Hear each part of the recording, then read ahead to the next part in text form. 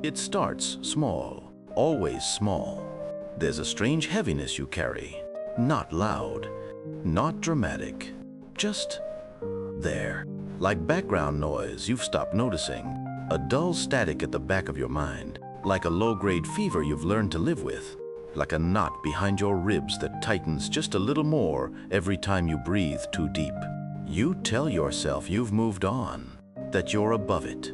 That time heals, and that maturity means letting things slide. But still, every time you hear their name, or worse, when you bump into them by accident at the grocery store, when your cart almost clips theirs in that narrow aisle, when your heart does that stupid little jump before your brain catches up, your stomach tightens sharp and low, like you've swallowed something sour. Your throat closes for half a second. Your chest shrinks like it's bracing for impact. And later, when you're alone again, you catch yourself grinding your teeth in the shower or clenching your fists under the table without knowing it. You rehearse a dozen fake conversations in your head where you finally say what you should have said. Where you win, where they lose. And it feels good for a second. A bright, bitter hit. Then the loop restarts. Maybe it's an ex. Maybe it's a boss who humiliated you during that meeting, the one where your face flushed so hot you could feel your pulse in your temples. Maybe it's that friend who ghosted you when you needed them most, when you sat there staring at your phone at 2 a.m., checking for a reply that never came. Or that stranger who wronged you in a way you never really told anyone about, because even putting it into words felt like giving it more space to live. It doesn't matter. You know exactly who I'm talking about. We all have. This guy who lives rent-free in your mind. Who shows up when you're driving home in the dark, when you're scrubbing dishes just a little too hard, when you're lying in bed, staring at the ceiling with that tight pressure in your chest that makes it hard to fully exhale. Not because you want them there, but because somewhere along the way, without even realizing it, you built them a small room inside your head, with 4 walls, a door you never lock, and a spotlight that turns on whenever life goes quiet enough for you to hear your own thoughts. Resentment isn't always rage. Sometimes it's just lingering, a slow, silent rehearsal of wounds you never fully unpacked. A tension that lives in your jaw, in the back of your neck, in the ache between your shoulder blades. Like your body is still holding a fight that your mind keeps replaying. And today, we're going to unpack it, not with cheap advice, not with moral high ground, but with honesty, with sharp edges, and with one simple question. Is this resentment protecting you, or is it killing your freedom?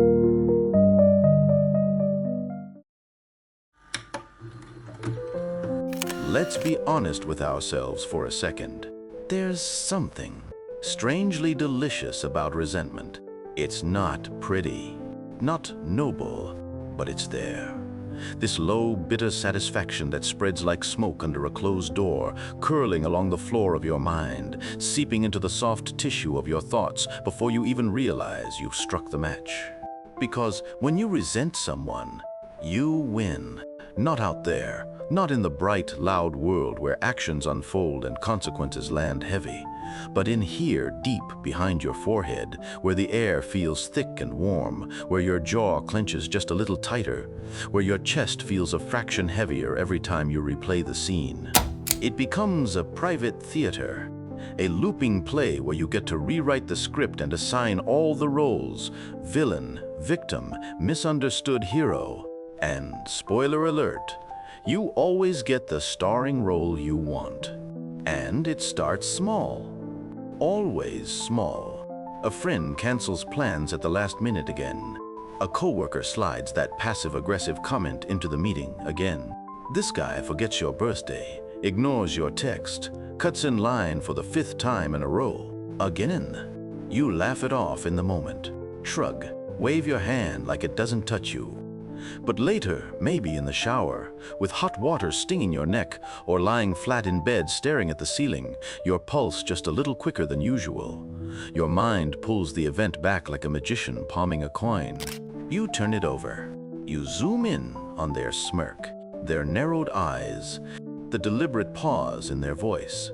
You start filling in the gaps, coloring the memory, like an artist with too much time and too many unresolved feelings. By the time you're done, you're not recalling what happened. You're building a case file, labeling evidence, drafting witness statements no one will ever read, preparing your closing argument for a trial that exists only inside the hollow cavity of your ribcage.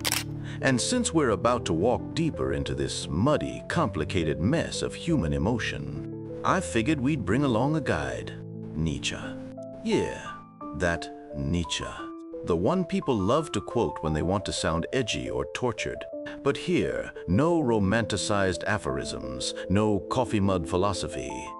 We're here for the raw, the uncomfortable, the stuff that makes your throat tighten and your stomach twist. The moments when Nietzsche grabs you by the collar, looks you dead in the eye and asks, "What exactly are you doing with your pain?" He called it slave morality. This reflex, almost biological, to rewrite the rules of the game after the fact. When you can't strike back with action, you strike back with meaning. You turn powerlessness into moral superiority. You take the fact that you couldn't punch back, and you crown yourself the ethical victor. Because if you can't win with fists, you'll win with narrative. You'll stack the moral deck in your favor, redefine the scoreboard so that suffering equals virtue. And it works, at least for a while. Because the truth, the ugly, chewy, uncomfortable truth, is that resentment isn't about moral clarity. It's about ego survival. It's what happens when your pride gets bruised, but your fear keeps you from doing anything real about it. You won't confront the person, or you'll convince yourself it's not worth it. You won't leave the situation, or you'll tell yourself it's too complicated. So you sit in it. You stew. You ferment. You narrate. You tell yourself you're the bigger person for not reacting. But secretly, in the quiet hours, you rehearse the perfect speech you'll never give. You imagine the day they finally break down in tears, realizing how wrong they were. You picture their face crumbling under the weight of your flawless moral superiority. And slowly, without realizing it, you become emotionally addicted to that version of events. You start needing the story where you're the noble sufferer, the misunderstood martyr, the one who never deserved this but endured it anyway. Every new slight becomes another layer of justification, another brick in the wall, another reason why you are good, and they are bad. And I know this because I've done it too. I've sat there, heart racing, stomach tight, staring at the ceiling at 2 a.m., replaying lines of defense no one was asking for, rehearsing conversations that would never happen, scoring invisible points in a game where I was the only one keeping track. And for a while, it felt powerful. It felt like control, like I was winning some private war. But Nietzsche would have laughed at that illusion. Because resentment is a victory that only exists in your head. It's a theater with no audience. A war where the enemy doesn't even know you're fighting. And worse, while you're busy tightening your fists around that story, building internal monuments to your own righteousness, they're out there, living, moving on, laughing without you, breathing in a way you haven't done for weeks. This is the first trick of resentment. It sells you the fantasy of control while making you its prisoner. It gives you moral superiority, but at the price of your freedom. And we're only just scratching the surface. Because this story, it gets darker the deeper you dig.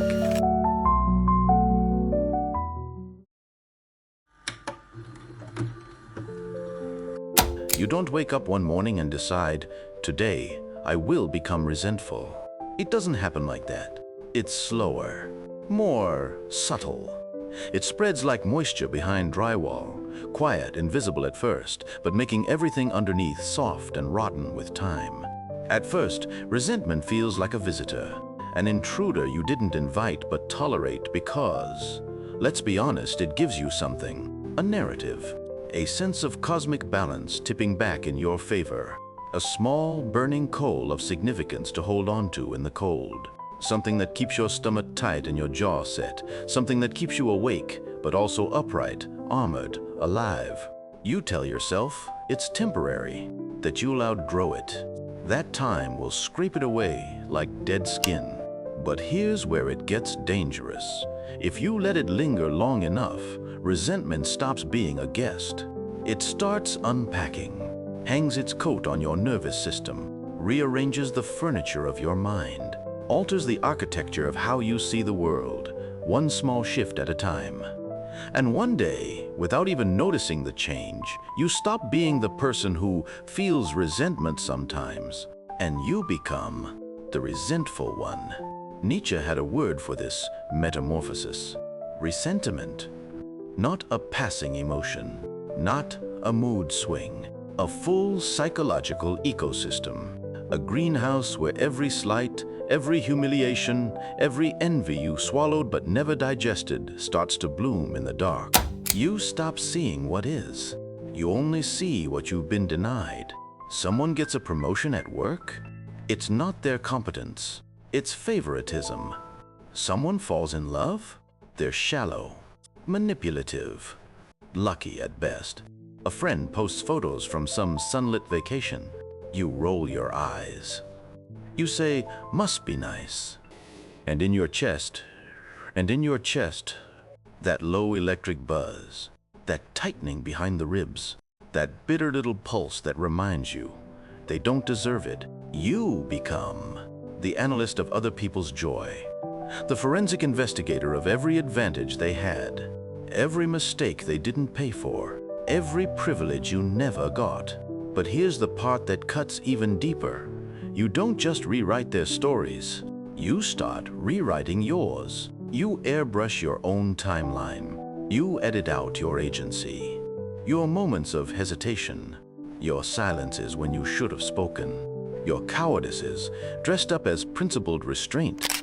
Suddenly, your life starts to read like one long, uninterrupted chain of things done to me. Instead of things I allowed, things I chose. Things I let happen because I was too scared to risk discomfort. And I say this with no judgment, because I've been there. God, have I been there? I've laid awake at night, heart rattling against my ribs like it wanted out, replaying tiny, stupid moments from years ago. A comment someone made at a party, a text I never answered, an opportunity I watched slip by because I was too wrapped up in being right, or too scared to look foolish. I've sat there, hands cold, chest burning, scrolling through other people's lives like a bitter archivist, annotating their happiness with footnotes of imagined fraudulence. It feels safer that way. Easier to believe I was always the victim of circumstance than to stare at the much harder truth, that at key moments, I froze. I said nothing. I stayed small. And that passivity was also a choice. My choice. Nietzsche, in his Genealogy of Morals, isn't subtle about this. He describes how resentment doesn't just distort your interpretation of isolated events. It metastasizes into entire moral systems, whole ethical frameworks built not on joy or strength or vitality, but on negation, on no, on the rejection of life itself, where good no longer means vibrant, creative, and powerful, but simply not them, not loud, not selfish, not ambitious, not joyful. You don't say, I'm too afraid to chase what I want. You say, I'm too noble for that kind of shallow ambition. You don't say, I'm too insecure to risk failure. You say, I'm above their hollow definitions of success.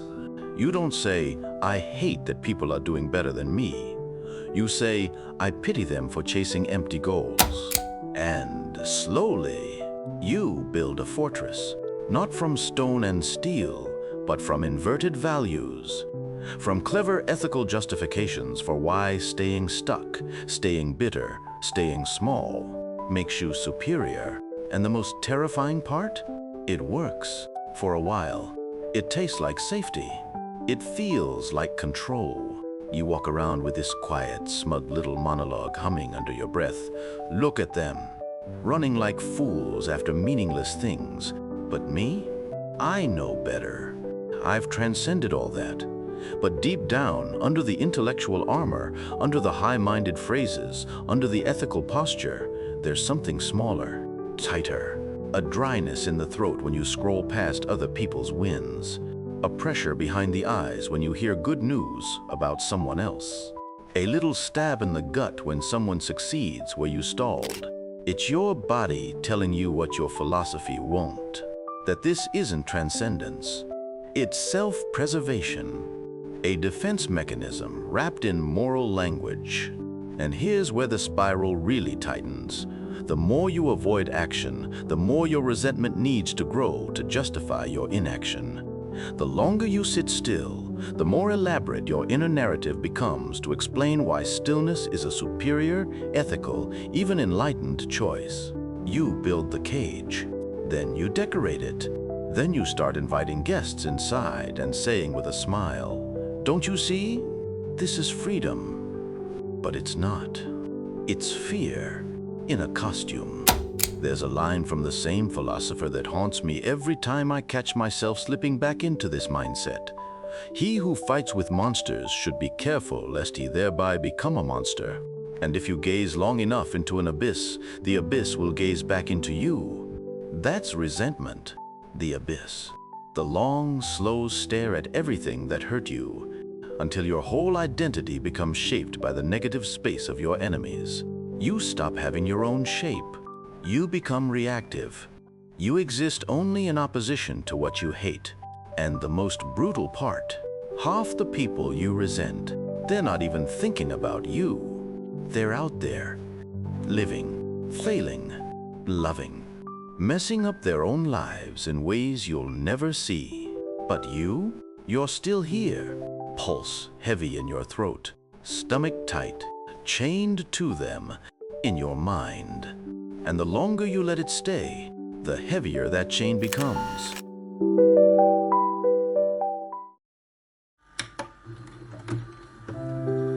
If the previous part was about how resentment quietly chains you in a cage of self-righteousness and victimhood, then this is where the door to that cage creaks open.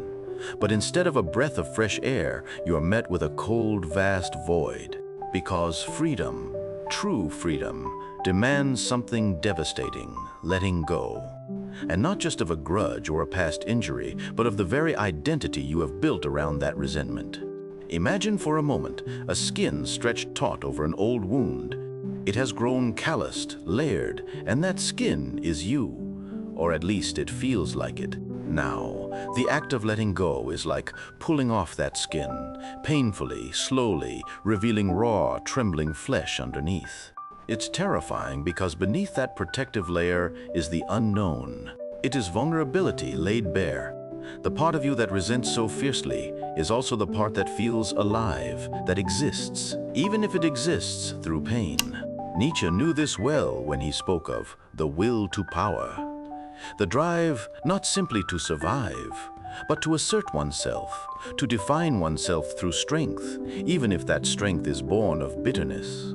To let go of resentment is to relinquish that power, to admit you were once weak, wronged, small, and that your ego built walls as a refuge. But the walls also became a prison. The paradox is cruel. Freedom demands the death of the self you've come to know. As Nietzsche put it, the greatest weight is not the burden of fate, but the burden of self-overcoming. You must die to yourself to be born anew. And yet, this death of the ego is no small thing. It's the loss of your special story, the narrative where you are, the wounded hero, the betrayed friend, the wronged genius. Without resentment, who are you? It's a question Ivan Karamazov, in Dostoevsky's The Brothers Karamazov, wrestles with in his profound existential anguish.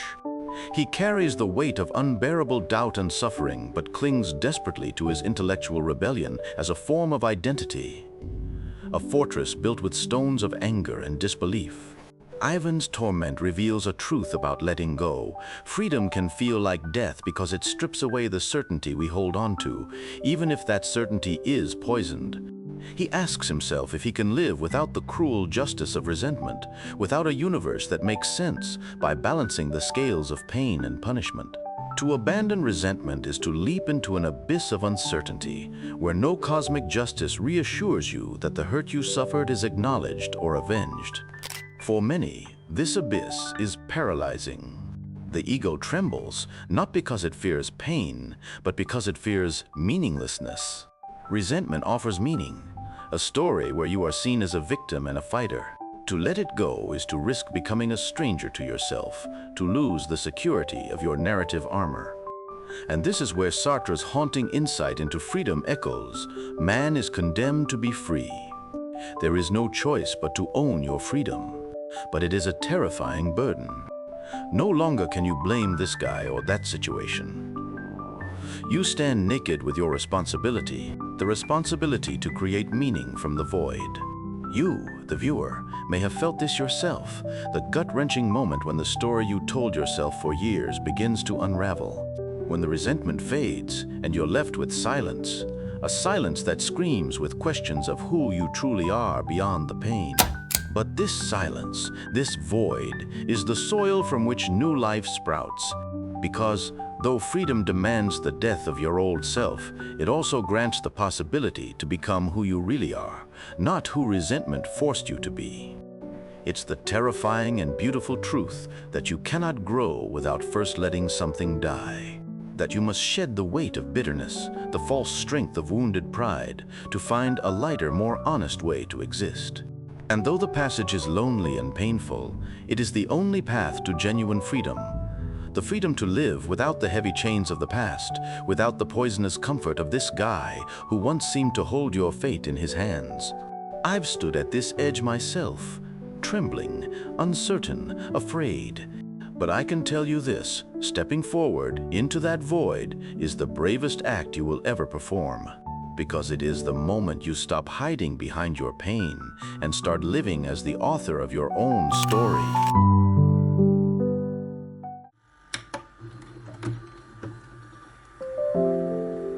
Freedom from resentment is not a sudden event, a magical erasure, or an escape hatch from pain.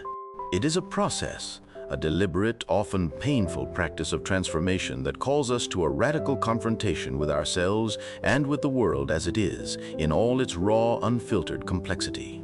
Resentment, after all, is a story we tell ourselves, a narrative that wraps our wounds in meaning, a castle built on the foundations of past injuries, betrayals, and disappointments. That castle, though, is a prison, and to be truly free, we must learn not only to dismantle those walls, but to understand the very bricks that compose them. Nietzsche's amor fati, the love of one's fate, challenges us to move beyond simple acceptance. It asks us to embrace our suffering, our limitations, our darkest shadows, not as burdens to be discarded, but as raw materials for creating a new self. It is a call to radical affirmation, to saying yes to the whole of life, even its cruelty and injustice. But how does one practice such an impossible love? How do we meet resentment, not with denial or repression, but with a clear-eyed engagement that transforms it? This is where philosophy meets the lived experience. Freedom is born in the practice of presence, the slow, painstaking act of coming home to yourself in moments when every impulse screams to run or resist. It is a presence that does not turn away from pain, but holds it gently, like a fragile flame flickering in a dark room. Practically, this presence can take many forms. It might be the quiet discipline of daily journaling, writing not to judge or to strategize, but simply to witness the emotional landscape of your inner world. Or the steady breath of meditation, where you learn to watch resentment arise and fall away, like clouds crossing a vast open sky. It is also found in the courage to name your resentment without shame, to speak it aloud or write it down, giving voice to the silent narratives that hold you captive. To sit with those feelings without needing to fix, explain, or justify them. And crucially, freedom involves a commitment to active creation. The deliberate choice to use the energy once bound in bitterness to build something new, something alive.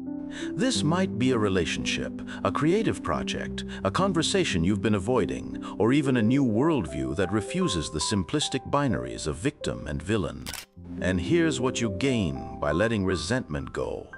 You gain space. Space to breathe without feeling the tightness in your chest every time someone else wins. Space to create without editing your joy to fit a narrative of past injuries. Space to feel something other than the metallic taste of moral superiority. You gain agency, the quiet, radical ownership of your own life story. You gain lightness, the kind that lets you move without dragging an invisible chain behind you. And maybe most importantly, you gain time. All the mental hours you once spent rehearsing grudges become fuel for something better, something real, something forward-facing. Fyodor Dostoevsky understood this struggle deeply. In The Brothers, Karamazov, the character Ivan wrestles with the unbearable weight of suffering and injustice in the world, a suffering that breeds resentment, doubt, and despair. But it is through this very wrestling, through his willingness to confront the abyss without flinching, that he glimpses the possibility of redemption and freedom. Freedom not granted from without, but forged within the crucible of the human soul. This is the paradox of resentment and freedom. The very pain that seems to shackle us can, if faced with courage and love, become the catalyst for liberation. But liberation is not an endpoint. It is an ongoing practice, a movement, a dance between holding on and letting go. You are invited to join this dance, to recognize when resentment is whispering in your mind, to meet it with honesty and compassion, and to let it teach you what you most need to learn about yourself and your world. Because freedom is not the absence of suffering or the erasure of past wounds. It is the transmutation of suffering into wisdom, of wounds into wings. To live freely is to say yes. Yes to your scars, yes to your anger, yes to your longing, and yes, above all, to the messy, unpredictable unfolding of life itself. And so begins the practice, the choice to turn toward discomfort instead of away from it, to speak the truth instead of rehearsing grievances, to build bridges where you once built walls. This is not a promise of ease, but a promise of depth, of a life lived fully awake, fully human, and fully free. Thanks for sticking with me through this deep dive. Resentment is a tricky beast, isn't it? I'd love to hear your thoughts. Have you felt this struggle between holding on and letting go? What's your way of breaking free when resentment creeps in? Drop a comment below and let's get a conversation going. If this video resonated with you, don't forget to like, share it with someone who might need it, and subscribe if you want more reflections like this. Let's think together, not forever, but just long enough to build something real,